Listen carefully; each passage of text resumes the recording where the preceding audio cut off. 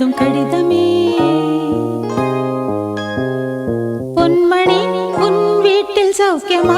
நான் இங்கு சௌக்கியமே.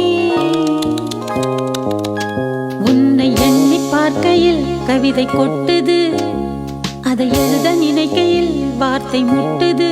ஓ